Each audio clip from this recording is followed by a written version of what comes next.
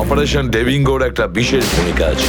এই মিশনে আমাদের আন্ডারকভার কপস গ্যাংস্টার হয়ে ক্রাইম সিন্ডিকেটের গ্যাংয়ে ঢুকে পড়েছে। আরে প্যান্ট তুমি কোত্থেকে পেলে? কারণ ক্রাইম স্পটে আমি তো এরম কোনো প্যান্ট পাইনি। সিআইডি নিরাপরাধ অফিসার্সরা মারা পড়ছে, আর আপনার সাহায্যে আমরা তাদের বাঁচাতে পারি। এটা কি করে হতে পারে? দয়ার রক্ত আমার প্যান্টে? দয়ার প্রাণ বিপন্ন।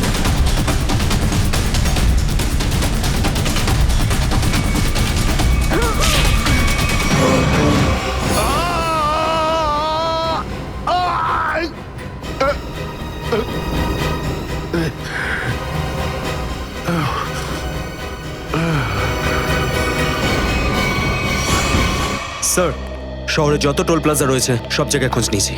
না তো এসিপি স্যারের খোঁজ পেয়েছি, আর না তো দয়া স্যারের। এসিপির খবর তো পাওয়া যায়নি, কিন্তু দয়ার খবর পাওয়া গেছে। জানতে পারা গেছে কোথায় ও? আগে কয়েকটা গুন্ডা ওকে উঠিয়ে নিয়ে কোথাও একটা বন্দি করে রেখেছে। ওর অবস্থা ভীষণই খারাপ।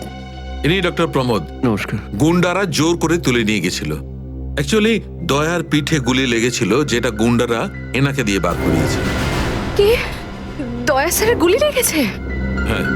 এখন দয়া কেমন আছে? ও বিপদ মুক্ত তো? কিছু বলতে পারবো না। আমি তো গুলিটা তো বের করেছি, কিন্তু ওখানকার পরিবেশ যেরকম কোনো রোগীর জন্য একদমই ভালো না। আপনার তো কিছু নিশ্চয়ই মনে আছে ডাক্তারবাবু। কোথায় গুন্ডাদের এই আটাটা? ওরা আমার চোখ দুটো বেঁধে দিয়েছিল, তাই আমি বলতে পারবো না কোথায় আছে। ওখানে গিয়ে তো কাপড় খুলে দিয়েছিল। ওখানে ওদের নিশ্চয়ই দেখেছেন। ওদের মুখটা মনে আছে আপনার? হ্যাঁ, দেখলে চিনতে পারবো। Very good. পঙ্কজ, স্কেচ আর্টিস্টকে ডাকো এক্ষুনি।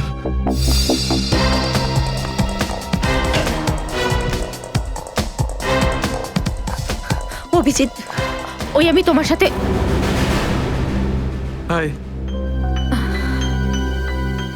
স্যার, আপনি এখানে? হ্যাঁ, আমি এখানে। আচ্ছা সারিকা, পেন্টে যে রক্তটা লেগেছিল তার ডিএনএ রিপোর্টটা এসেছে? হ্যাঁ, এসেছে। সেটাই বলতে এসেছিলে না অভিজিৎ স্যারকে? হয়তো তুমি আগেই বলে দিয়েছো। তোমার বসকে, ডক্টর সালুকাকে বলার কথা মনেই হয়নি। ছাড়ো ছাড়ো, কোনো ব্যাপার না, কোনো ব্যাপার না। হতেই পারে, হতেই পারে। ছাড়ো ছাড়ো। কি আছে ওই ডিএনএ রিপোর্টে? ওই ব্লাড স্যাম্পলটা কার সারিকা?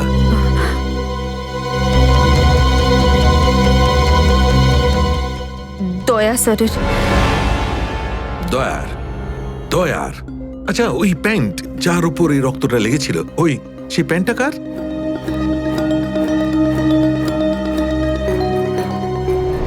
এটা কি করে হতে পারে? দয়ার রক্ত আমার প্যান্টে? অভিজিতের।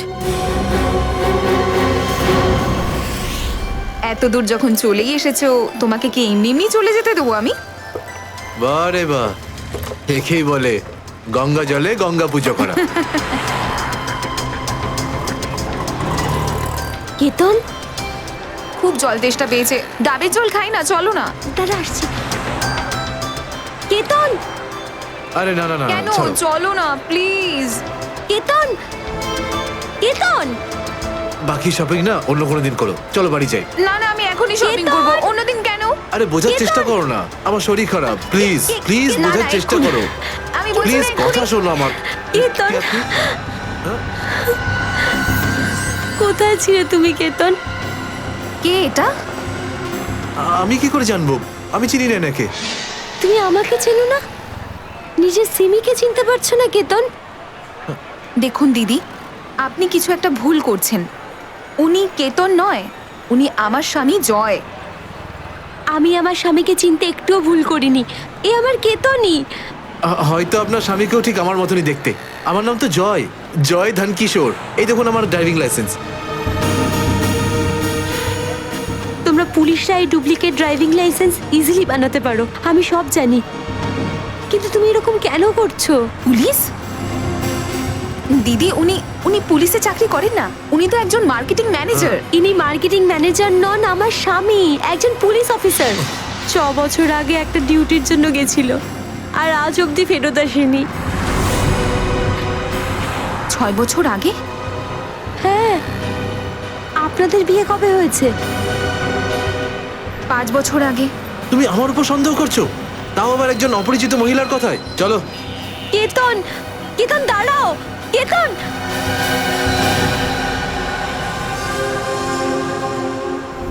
অভিজিতের প্যান্টের ওপর দয়ার রক্ত। তিনবার টেস্ট করিয়েছি, কিন্তু ফলাফল ওই। আর সেই কারণে তুমি প্যান্টটা চুপচাপ সারিকাকে দিয়ে দিয়েছিলে, কারণ তুমি জানতে ওই প্যান্টে দয়ার রক্ত লেগে আছে। যদি আমি জানতাম যে আমার প্যান্টে দয়ার রক্ত লেগে আছে, তাহলে সেটা আমি টেস্ট করার জন্য কেন দেব?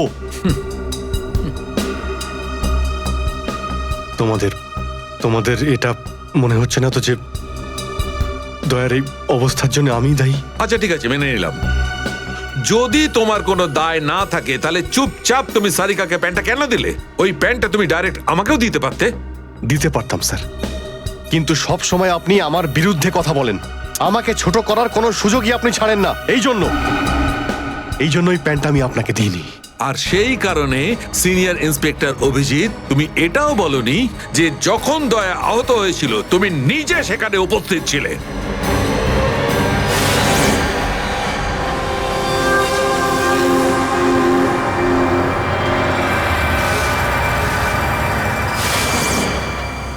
বলে দিতাম যদি আমার মনে থাকতো। আমার এখনো কিছু মনে নেই যে ওই রাতে কি হয়েছিল। ওয়াইসি, আপনার মনেই নেই যে ওই রাতে কি হয়েছিল? ডক্টর সালুখে, আমরা অভিজিৎ স্যার আর দয়া স্যারের বন্ধুত্বের উদাহরণ দিই, আর আপনি ওনাদের উপরে এরকম অপবাদ দিচ্ছেন? হ্যাঁ স্যার, অভিজিৎ স্যার নিজের জীবন দিয়ে দেবেন, কিন্তু দয়া স্যারের উপর একটা আঁচল লাগতে দেবেন না। ও আচ্ছা, চলো ঠিক আছে, মেনে নিচ্ছি। আমি আমার সমস্ত কথা ফিরিয়ে নিচ্ছি। I am sorry. আমি মেনে নিচ্ছি যে দয়া আজকে যে অবস্থায় আছে তার দায় অভিজিতের নয়, কিন্তু এই কথাটা আমি কিছুতেই মানবো না যে দয়া যখন আহত হয়েছিল তখন অভিজিৎ ওখানে ছিল আর ওর কিছুই মনে নেই। কিছু একটা ঘটনা অভিজিতের মাথায় নিশ্চয়ই ঢুকে গেছে, কিছু তো আছে। ইটস ইম্পসিবল, কিচ্ছু মনে নেই। ডক্টর সালুখে, আপনি আমার কাটা ঘায়ে আর নুন ছেটাবেন না। আপনি খুব ভালো মতোই জানেন যে আমার স্মৃতিশক্তি। জানি অভিজিৎ, আমাকে মনে করিয়ে দেওয়ার চেষ্টা করো না। আমি ভালো করে জানি অভিজিৎ, যখন সিনিয়র ইন্সপেক্টর অভিজিৎ কোনো প্রবলেমের মধ্যে পড়ে তখন ওর কাছে একটা মস্ত বড় হাতিয়ার আছে, ওর স্মৃতিশক্তি। প্লিজ সালুকে স্যার, আপনি অভিজিতের integrity. Hold on doctor Sarika, ইন্টিগ্রিটির পার্ট তুমি আমাকে পড়াতে এসো না। তুমি সিআইডির সবচেয়ে বড় নিয়ম ভেঙেছো, আমাদের কাছ থেকে এইরকম একটা বড় প্রমাণ লুকানোর। আন্ডারস্ট্যান্ড? ইন্টিগ্রিটি। স্যার, ওই দিন রাতের এমন কোনো কথা যেটা আপনার মনে আছে? যাই হোক,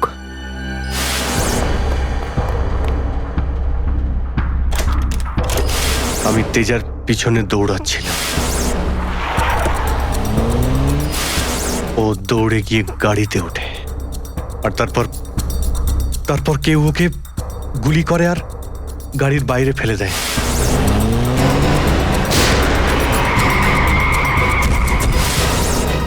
যখন আমি দৌড়ে গিয়ে তেজার লাশের কাছে যাই, তখন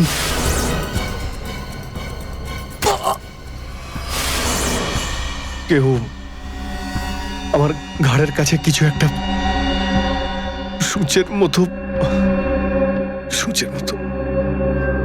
তারপর আমি অজ্ঞান হয়ে যাই। আর তার পরের দিন যখন আমার চোখ খোলে তখন আমি দেখলাম যে আমি রাস্তার পাশে পড়ে আছি। তার মধ্যে কি হয়েছে আমার কিচ্ছু মনে নেই। ঠিক আছে, কোনো ব্যাপার নয়। ওই রাতে এক্স্যাক্টলি কি হয়েছিল সেটা জানা যাবে এই গুলিটার মারফত। এটা সেই গুলিটা যেটা দয়ার পিঠ থেকে বার করেছিলেন ডক্টর প্রমোদ। আর এই গুলিটার ব্যালিস্টিক রিপোর্ট থেকেই বার করা যাবে যে আসলে এই গুলিটা কার বন্দুক থেকে ছোঁড়া হয়েছিল। Sarika, come with me. Doctor Pramod, এক মিনিট। আপনি স্কেচ বানাতে হেল্প করবেন, আর আমি আপনাকে কয়েকটা প্রশ্ন করতে চাই। হ্যাঁ, জিজ্ঞাসা করব। ডক্টর প্রমোদ, আপনাকে ওই গুন্ডারা কোথা থেকে কিডন্যাপ করেছিল?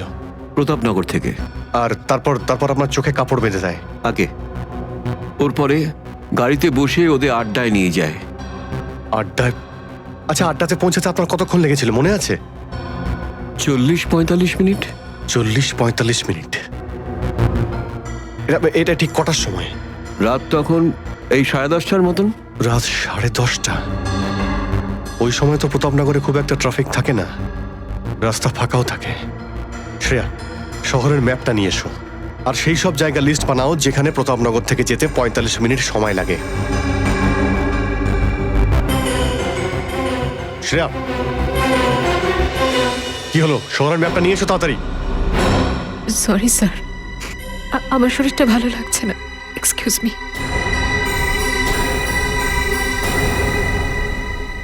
I can't believe this Maya, তুমি নিজের স্বামীর কথা বিশ্বাস করছো না, একজন অপরিচিত মহিলার কথা বিশ্বাস করছো তুমি। একটা মেয়ে অন্য একটা মেয়ের চোখের দিকে তাকালেই বুঝতে পারে যে সে সত্যি বলছে না মিথ্যে, আর ওর চোখে সত্যিটা ছিল, ওর চোখে জল মিথ্যে বলছিল না। মায়া, মায়া তুমি ওর কথায় বিশ্বাস করছো চোখের জল দেখে, আর তুমি আমাকে সন্দেহ করছো।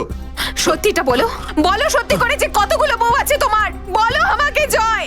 আরে আমি তো একটা সামলাতে পারছি না, আবার অন্য কোথায় আনবো? সে তো তোমার কপাল ভালো যে মার্কেটে আজ তোমার সত্যিটা জানতে পারলাম, না হলে সারা মায়া- জীবন আমি এটাই ভেবে যেতাম যে তুমি আমাকে ভালোবাসো। হ্যাঁ মায়া, এটা সত্যি যে আমি শুধুমাত্র তোমাকেই ভালোবাসি মায়া। তাহলে বলছো না কেন নিজের ব্যাপারে সত্যিটা? নিজের অতীতের ব্যাপারে কেন বলো না আমাকে কিছু? মায়া তুমি তো সব জানো আমার সম্পর্কে, যে আমার কেউ নেই কোনোদিন, আর তুমি ছাড়া আমার কে আছে বলো? আর তোমার কাজ? তুমি পুলিশে আছো নাকি মার্কেটিং ম্যানেজার? মার্কেটিং মায়া। সব মিথ্যে। আমি তোমার অফিসে যেতে চাই। আমি কিছু জানি না, আমি তোমার অফিসে যেতে ঠিক চাই। আছে, ঠিক আছে, অফিস যেতে চাও? আমি সামনের সপ্তাহে তোমাকে আমার অফিসে নিয়ে যাবো, খুশি? কেন? পরের সপ্তাহে কেন? হ্যাঁ, কালকে কেন নয়? হ্যাঁ, বরং আমি তো বলবো যে কাল নয়, আজই যেতে চাই আমি তোমার মায়া অফিসে। মায়া মায়া, সন্দেহের একটা লিমিট থাকে মায়া।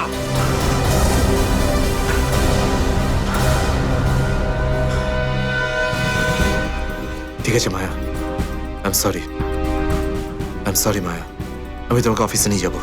মিথ্যে কথা বলার একটা লিমিট আছে জয়, ওরফে কেতন। মায়া, যতক্ষণ না তুমি আমাকে সত্যিটা বলছো, আমার সাথে কথা বলতে আসবে না তুমি। Maya listen to me Maya, please শোনো মায়া। মায়া, মায়া দরজা খোলো মায়া।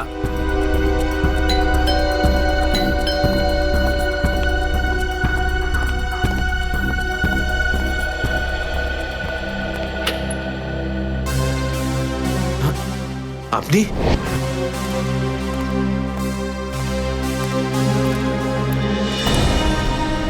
কেতন, মিশনের কাজটা থামিয়ে দাও আর এই মুহূর্তে এখান থেকে চলে যাও। না স্যার, আমি এই মিশনের জন্য আমার জীবনে 6টা বছর দিয়েছি স্যার।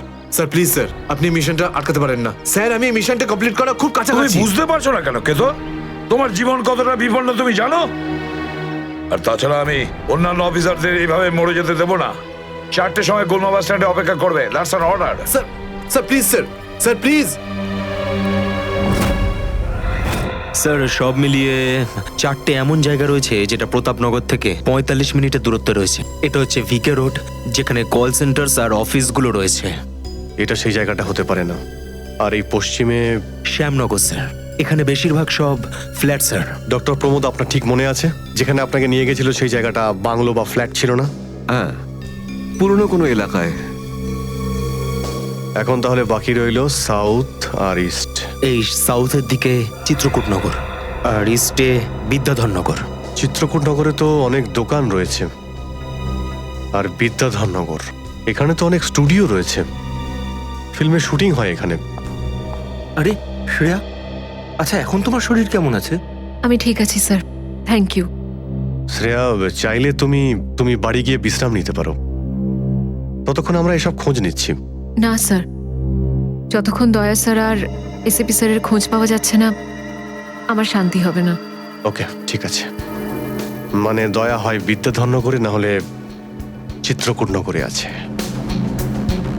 ডক্টর প্রমোদ আপনাকে যেখানে নিয়ে গেছিল, আশপাশ থেকে সেখানে কি কোনো শব্দ আসছিল? আপনি কিছু শুনেছিলেন ওখানে? হ্যাঁ, একটা গান বারবার শোনা যাচ্ছিল। মানে বলতে চাই, প্রত্যেক আধ ঘন্টা পর ওই গানটাই শুনছিলাম। তার মানে আশেপাশে কোথাও ফিল্মের শুটিং চলছিল, মানে বিদ্যাধরনগর। বিদ্যাধরনগর, কারেক্ট। ফিল্মের সব স্টুডিও ওখানেই আছে। এটা খোঁজ নাও যে বিদ্যাধরনগরে কোন স্টুডিও আছে যেখানে এই গানটার শুটিং চলছিল। দেখো রে নয়ন মেলে জগতের বাহার, জগতের বাহার, ওটো টো টো টো। সকাল হয়ে গেছে, স্কুল যাওয়ার সময় হয়ে গেছে। ভালো বাবু, সোনা বাবু, ওঠো। কারা তোমরা? সিআইডি দের শত্রু আর অপরাধীদের বন্ধু। দেখো দেখো দেখো দেখো দেখো দেখো কেমন করে ছটফট করছে, দেখো খাঁচায় বন্দি সিংহের মতন ছটফট ছটফট ছটফট ছটফট ছটফট ছটফট। একবার শুধু শেকলটা খুলে দে, তারপর দেখ তোদের কি অবস্থা করি। না না না না না, আমরা কি মরতে চাই নাকি যে তোমার হাত খুলে দেবো? আরে আমরা তো শুধু এটা বলতে এসেছিলাম যে তোমার সাথে সাথে তোমার পুরো সিআইডি টিমের এবার সর্বনাশ হতে চলেছে। সর্বনাশ। অনেক দেখেছি তোদের মতন সিআইডির সর্বনাশ করার লোক। আজ তারা কোথায় আছে কেউ সেটা জানে না। তুমি আমাদের এতটা বোকা আর দুর্বল ভাবতে যেও না, কারণ আমাদের বস এত চালাক, এতটাই চালাক যে সিআইডির ছায়াও ওর কাছে পৌঁছাতে পারবে না। আমার কথা শোন, গিয়ে তোর বসকে বলে দে কাউন্ট ডাউন শুরু করে দেয় যেন ও বাঁচবে না আর, বাঁচবে না আরো। কি ব্যাপার তোমাদের ভাই, তোমাদের এই সিআইডি অফিসারদের এই ব্যাপারটা আমার দারুণ ভালো লাগে। মৃত্যুর মুখে বসেও ডায়লগ মারতে ছাড়ো না তোমরা। দয়া, তোমার সঙ্গে দেখা করে খুব ভালো লাগলো। Good bye.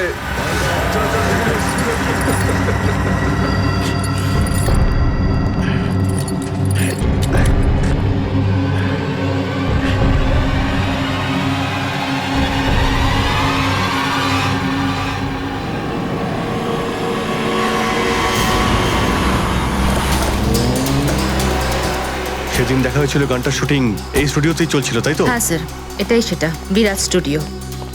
দয়াকে এখানেই হয়তো কোথাও রেখেছে।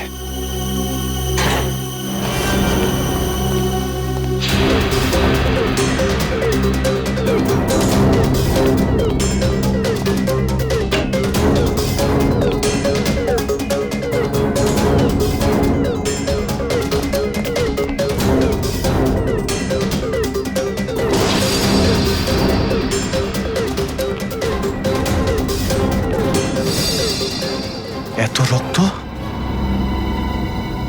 তার মানে স্যার, দয়া স্যার এখানেই ছিলেন?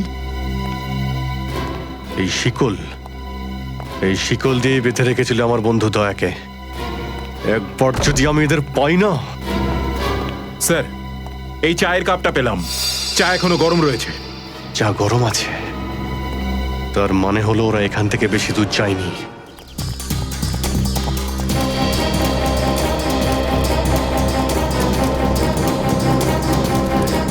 স্যার, মনে হচ্ছে এখানে কিছু হয়েছে।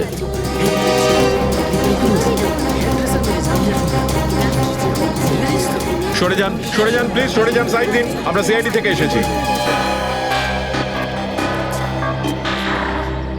স্যার দেখুন না, কেউ ঋতুকে খুন করে ফেলেছে।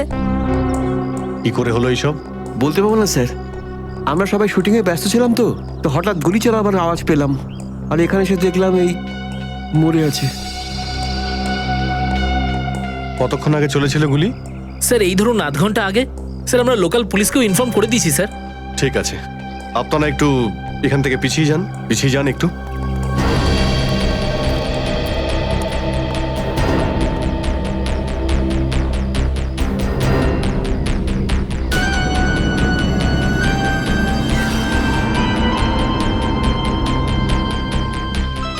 গুলি বেরিয়ে গেছে মাথা থেকে। গুলি লাগা 2 সেকেন্ডের মধ্যেই বেচারি মারা গেছে। গুলি লাগার পরেই এফোড় ওপড় হয়ে গেছে। একটু চেক করো আশেপাশে, দেখো গুলি এই ডিরেকশনে কোথাও পাও কিনা।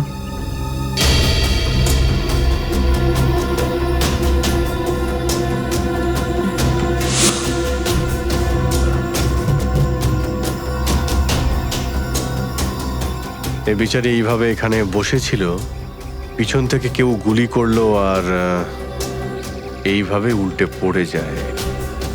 আর এই আঘাত, এটা আবার কি ব্যাপার?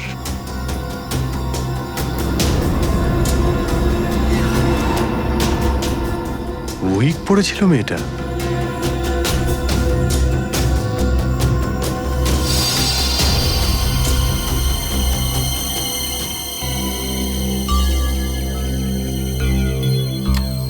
স্যার, হ্যাঁ পুরবি, গুলি পেয়ে গেছি।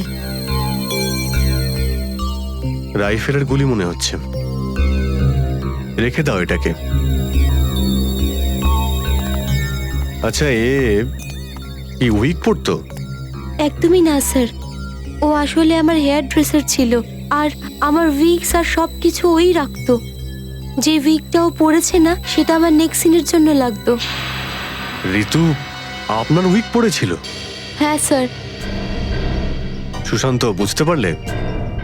যখন ঋতুকে গুলি করা হয় তখন খুনি ওর মুখটা দেখেনি, গুলি পিছন থেকে চালিয়েছিল। আর যখন ঋতুর গুলিটা লেগেছিল তখন ও ওনার উইক পড়েছিল। মানে গুলিতে ঋতুর নয়, আপনার নাম লেখা ছিল। কি? হ্যাঁ, আপনাকে কেউ মারতে চায়। এই দেখো, 0.33 ক্যালিবারের বুলেট এটা, যেটা দিয়ে ঋতুকে মারা হয়েছে, যেটা শুধুমাত্র স্নাইপার রাইফেল দিয়েই ছোঁড়া যায়। তাহলে সালুখে স্যার, এই ওর মাথাতে দুটো লাল রঙের চিহ্ন কিসে? এই লাল চিহ্ন দুটো এন্ট্রি আর এক্সিট উন্ড। ঋতুর মাথার মধ্যে গুলি এই দিক দিয়ে ঢুকেছে আর এইখান দিয়ে বেরিয়ে গেছে। এই এক্সিট বোন এন্ট্রি বোন থেকে প্রায় হাফ ইঞ্চি নিচে, মানে গুলি উপর থেকে নিচে চালানো হয়েছিল। আগে হ্যাঁ, গুলিটা ঋতুর মাথায় এইখান দিয়ে ঢুকেছিল আর এইখান দিয়ে বেরিয়েছে সোজা ভ্যানিটি ভ্যানের ফুটবোর্ডে এসে আটকে গেছে।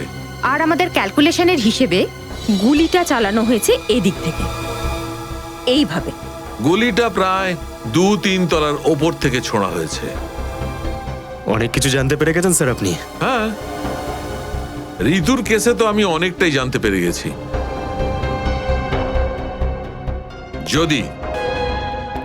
যদি আমি এইটা জানতে পারতাম যে দয়া আর আমার অন্যান্য অফিসারদের মধ্যে কি হয়েছিল, কিন্তু আফসোস, যে লোকটি এই কথাটা বলতে পারতো সে বলতেই চাইছে না। আপনি কি বলতে চাইছেন যে আমি কি বলছি না? মনে থাকলে তো বলবো। আপনি সবসময় আমার বিরুদ্ধে বাজে অভিযোগ করেন। না অভিজিৎ, সালুকে কারোর ওপর কখনো বাজে অভিযোগ করে না। ডক্টর সালুকে প্লিজ, আপনি কি please? Please sir, Saluke sir please, আমরা কি এখন শুধুমাত্র ঋতুর কেসটা নিয়ে কথা বলতে পারি? ঋতুর কেসে আমি যতটা জানতে পেরেছি আমি সবটাই বলে দিয়েছি। ব্যাস, এখন আমার অপেক্ষা শুধুমাত্র একটা প্রমাণের জন্য, যা দিয়ে আমি জানতে পারবো দয়ার সঙ্গে কি ঘটেছিল। That's it. দেখলে, এই জন্য আমি তোমাকে বলেছিলাম যে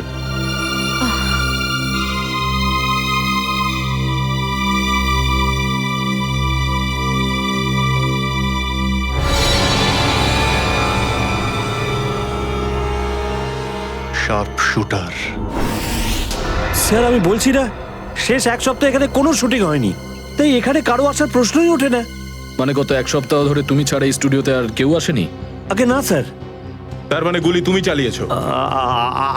আমি গুলি কি করে চালাবো? আমার তো দীপাবলির বাজিতেও ভয় লাগে। তাহলে ভালো করে ভেবে উত্তর দাও। কেউ না কেউ তো গিয়েছিল সেকেন্ড ফ্লোরে। হ্যাঁ স্যার, একজন প্লাম্বার এসেছিল ওই পাইপ ঠিক করতে। সেকেন্ড ফ্লোরে? হ্যাঁ স্যার। নিয়ে চলো সেখানে, চলো।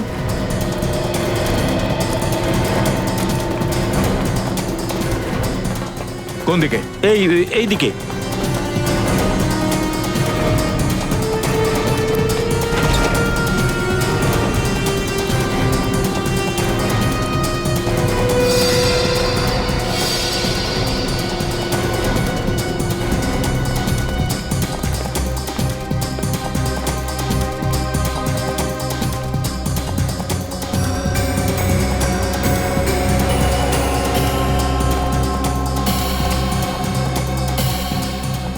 এখান থেকে। ঋতু ওখানে ছিল আর শার্প শুটার গুলি সম্ভবত এখান থেকেই চালিয়েছে।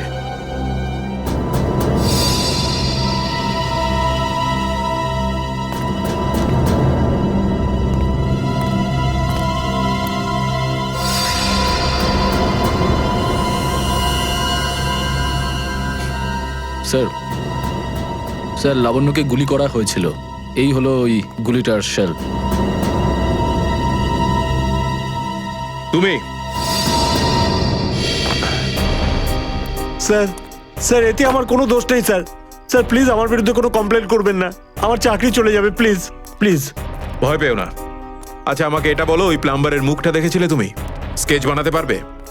স্যার আসলে কি বলুন তো, আমি না চশমা ছাড়া কিছু দেখতে পাই না। আর ও যখন এসেছিল তখন আমার চশমা কোথাও হারিয়ে গিয়েছিল, আর আমি চশমাটাই খুঁজছিলাম। এই লাবণ্যর কোনো না কোনো শত্রু তো নিশ্চয়ই আছে, নইলে কেউ ওকে মারার চেষ্টা কেন করবে? এই লাবণ্য ঠিকুজি বের করেছি স্যার, ওর কারোর সাথে কোনো শত্রুতা ছিল না। হ্যাঁ স্যার, ফ্লপ হচ্ছিল ওর সব ফিল্ম। তাহলে এরকমও হতে পারে না যে অন্য কোনো অভিনেত্রী হিংসা বা ঈর্ষার কারণে ওকে মারার চেষ্টা করে থাকবে। লাবণ্য খুব বড় লোক নয় যে টাকা পয়সার জন্য ওর উপরে কেউ হামলা করবে। স্যার হতে পারে সত্যি এই গুলিটা ঋতুর উপরে চালানো হয়েছে, লাবণ্যের উপর নয়। আচ্ছা তোমরা কি ঋতুর ব্যাপারে ইনফরমেশন বের করেছো? হ্যাঁ স্যার, ঋতুরও কারোর সাথে কোনো শত্রুতা ছিল না। এমন কোনো না কোনো ব্যাপার আছে যা আমরা ঠিকমতো দেখতে পাচ্ছি না। এই লাবণ্যের যে আর্টিকেলগুলো আমরা পেয়েছি এর মধ্যে কোনো না কোনো ব্যাপার নিশ্চয়ই আমরা পাবো যার সঙ্গে কেসের কোনো না কোনো সম্পর্ক আছে। স্যার স্যার এটা 3 দিন পুরনো পেপার। এতে নিউজ আছে যে লাবণ্য জিনিসপত্র চুরি হয়েছিল ব্লু ইভ রিসর্ট থেকে। লাবণ্যের জিনিসপত্র চুরি হয়েছিল ব্লু ইভ রিসর্ট থেকে?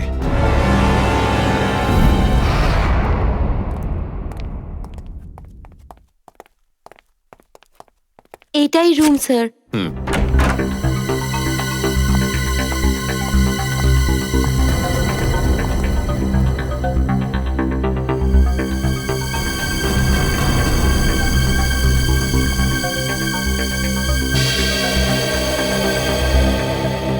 এই ঘর থেকেই আপনার জিনিসপত্র চুরি হয়েছিল?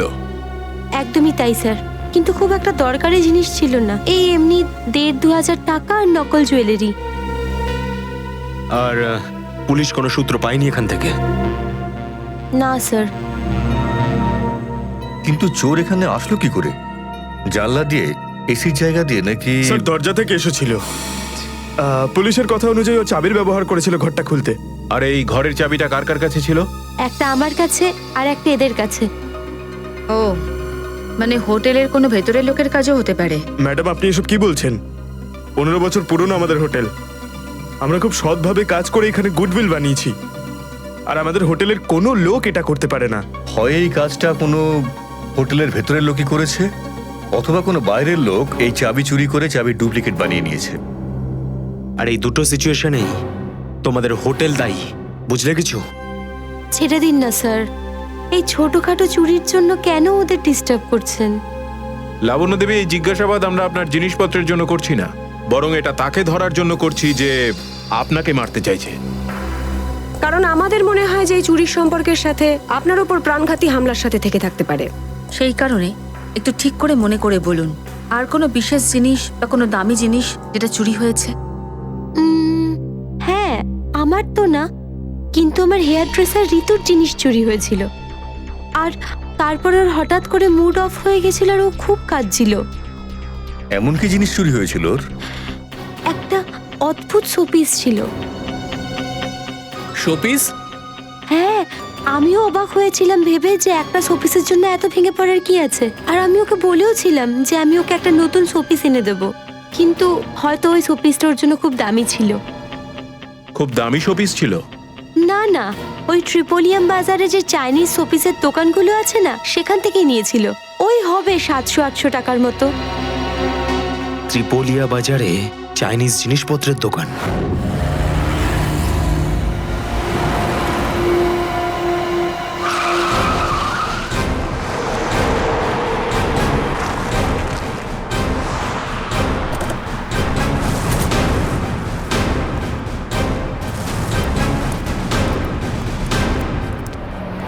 সিআইডি।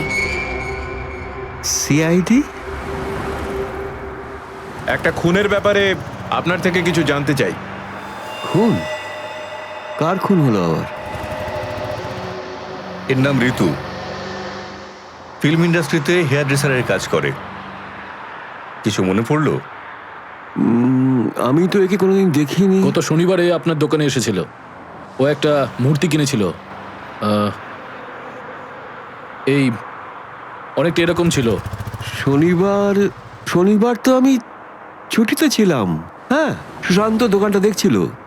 কি সুশান্ত? তুমি দেখেছো মেয়েটাকে? হতে পারে এখানে এসেছিলেন। শনিবারের দিনটা খুব বিজি দিন থাকে, অনেক লোক আসে। কিছু মনে পড়ছে না। আচ্ছা, আমাকে এই মূর্তিটা দেখাও তো।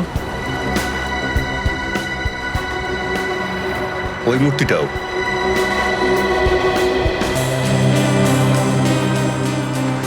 এরকম আর কটা পিস আছে আপনার দোকানে? এই 15-20টা হবে। কি সুশান্ত? হ্যাঁ,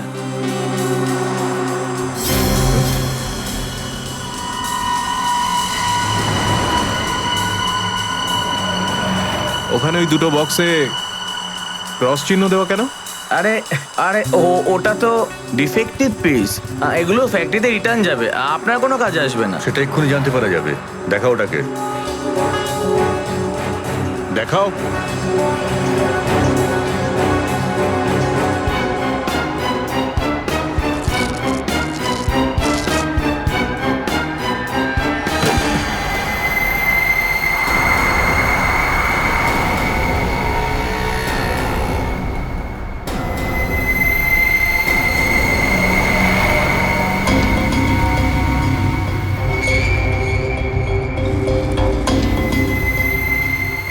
তো এসব ড্রাগসের ব্যাপার। ঋতুকেও এরকমই শপিস বেঁচেছিলে? সুশান্ত, তুমি আমার দোকানে থেকে ড্রাগসের কারবার করতে? এবার বন্ধ করো এই নাটকটা। অ্যারেস্ট করো এই দুজনকে।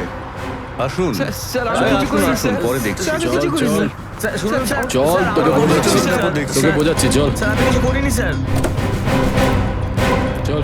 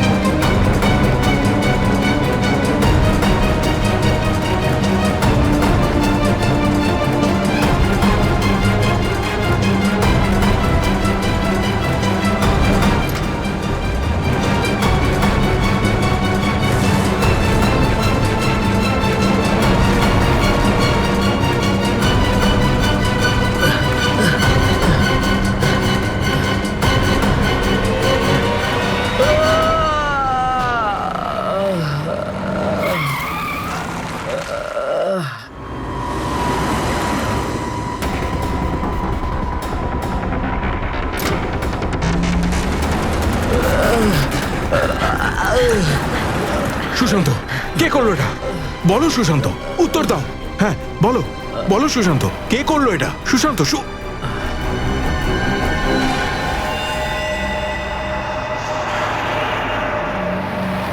হি ইজ ডেড। স্যার, এটুকু তো নিশ্চিত ঋতুর মৃত্যুর সম্পর্ক এই ড্রাগ স্মাগলিং এর সঙ্গে রয়েছে।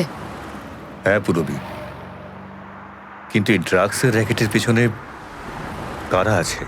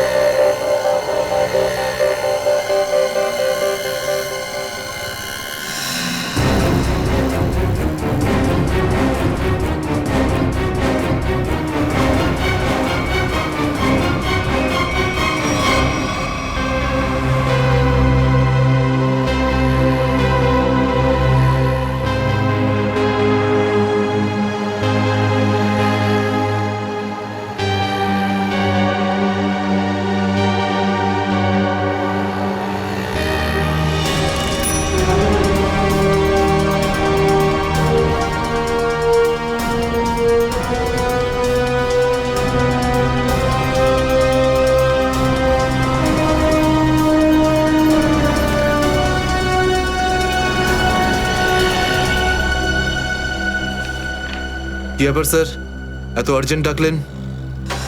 জয়, তোমার জীবনে ঝুঁকি আছে। তোমাদের মতন অফিসারদের ব্যাপারে ওরা জেনে গেছে, আর ওরা একের পর এক মেরে ফেলছে। এটা কি করে হতে পারে স্যার? আমাদের ব্যাপারে কে কাকে কি বলবে? সেটাই তো বুঝে উঠতে পারছি না। সেটারই তো খোঁজ নিতে হবে। তুমি একটা কাজ করো, এটার মধ্যে ভোপাল যাওয়ার টিকিট আর 10,000 টাকা রয়েছে। তাড়াতাড়ি এখান থেকে চলে যাও। যাও, তাড়াতাড়ি বেরিয়ে পড়ো। জয়, জয়, কি হয়েছে? জয়, জয়,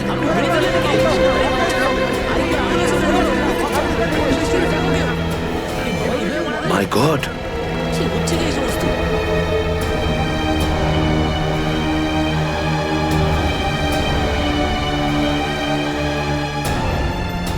আরো একজন আন্ডার কভার কপ মারা গেল, আরো একজন সিআইডি অফিসার মারা গেল, কিন্তু আমি ওকে বাঁচাতে পারলাম না।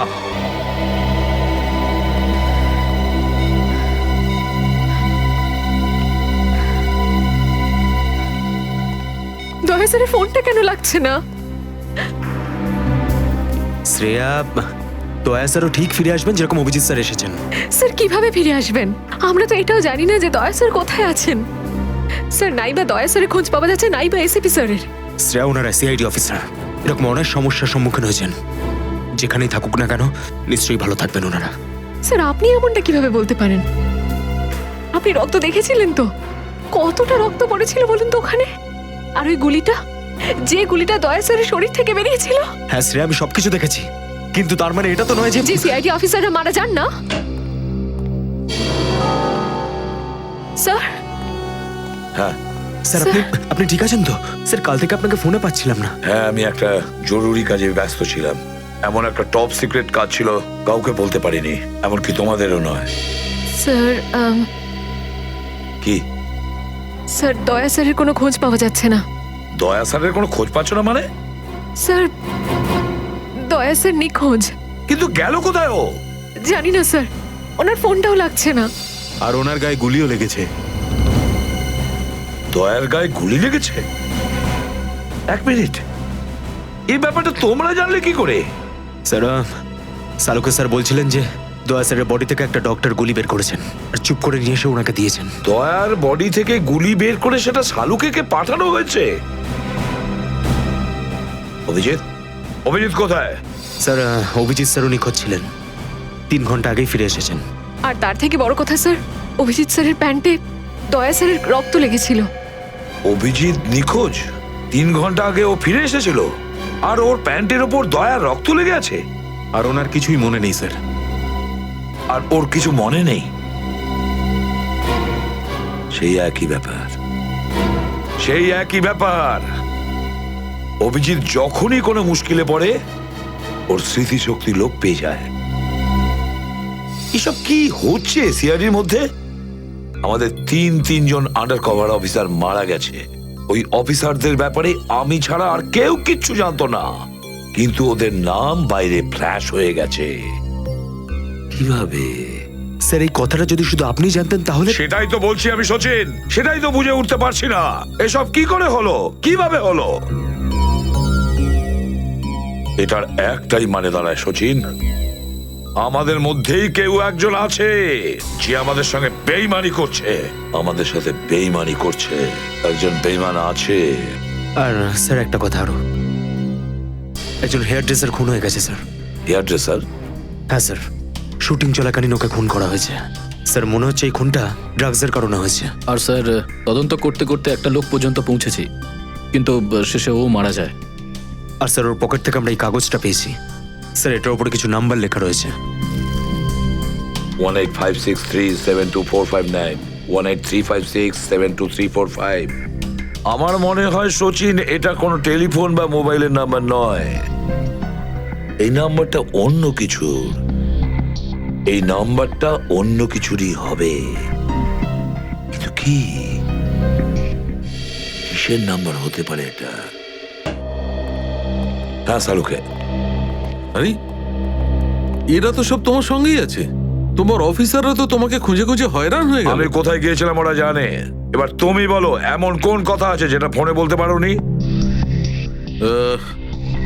প্রদ্যুমন, এই কথাটা আমরা দুজন আলাদা বলতে পারি না। কেন? এমন কি কথা আছে যে এদের সামনে তুমি বলতে পারছো না? বলতে পারি, কিন্তু ভয় পাচ্ছি। ভয় পাচ্ছি যে যে লোকটাকে এরা হিরো মনে করে, যারা তার মতো হতে চেষ্টা করে, স্বপ্ন দেখে, যাতে ও নিজে এই লোকেদের দৃষ্টিতে পড়ে না যায়। এসব ঘুরিয়ে ফিরিয়ে কথা বন্ধ করো সালুকে। পরিষ্কার করে বলো, আর সবার সামনে বলো। ঠিক আছে, পরিষ্কার করে বলছি, আর আমি সবার সামনে বলছি। কিন্তু যেটা আমি বলবো সেটা শুনে কেউ যেন মনে করো না যে আমি কারোর ওপর বদলা নিচ্ছি বা কারোর সঙ্গে শত্রুতা করছি। ক্রাইম স্পটের ব্যালিস্টিক রিপোর্ট এসে গেছে। কি লেখা আছে রিপোর্টে? প্রথম গুলিটা চলে কালুর ওপর, অভিজিতের বন্দুক থেকে। আমাদের আন্ডার কভার কপের উপরে? আগে হ্যাঁ, শুধু তাই নয়, দ্বিতীয় গুলিটা চালানো হয়েছিল ভিকুর ওপর, দয়ার বন্দুক থেকে। না, এরকম হতে পারে না। অভিজিৎ স্যার আর দয়া স্যার ভিকু আর কালুকে এইভাবে চেয়ারে বেঁধে রেখে গুলি চালাতে পারে না স্যার। ফ্রেডে, ব্যালিস্টিক রিপোর্ট কখনো মিথ্যে কথা বলে না। আর সবচেয়ে ইম্পর্টেন্ট রিপোর্ট, সেই রিপোর্ট যার জন্য এদের সবাইকে বাইরে যেতে বলেছিলাম। অভিজিতের ফোন। অভিজিৎ, কোথায় তুমি? এখন এই মুহূর্তে ফরেনসিক ল্যাবে তুমি চলে এসো। ফরেনসিক ল্যাবে? কেন স্যার, কি হয়েছে? অভিজিৎ, তুমি কাল্লুকে গুলি চালিয়েছো? কাল্লুকে গুলি আমি? আর স্যার, ওকে আমি কেন গুলি করতে যাব? অভিজিৎ, তুমি এই মুহূর্তে ফরেনসিক ল্যাবে চলে এসো, and that's an order. Sir, এই কথাটা শুনে আপনি যতটা অবাক হয়েছেন ততটা আমিও অবাক হয়েছি। আর যতক্ষণ আমি এটা না জানছি যে ওই রাতে কি হয়েছিল,